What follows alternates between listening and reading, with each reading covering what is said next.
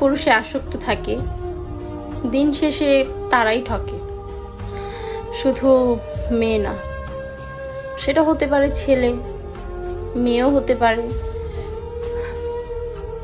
যার জন্য সব কিছু ছেড়ে দিলাম, সে হুট করেই না আমাকে ছেড়ে দিবে। আর কি হবে জানেন? দিন শেষে আমিই কষ্ট পাবো, কারণ ওই যে বেশি ভালোবেসেছি।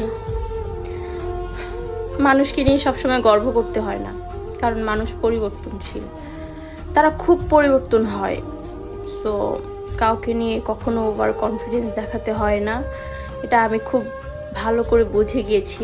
যে মেয়েটা একসময় আমি কেউ কান্নাকাটি করলে লাইক করতাম না, কেউ স্যাড সং শুনলে লাইক করতাম না, তার সেই মানুষটাকে আমি দেখতে পারতাম না, আজ আমার রাতের পর রাত স্যাড সং শুনতে হয় হেডফোন কানে দিয়ে।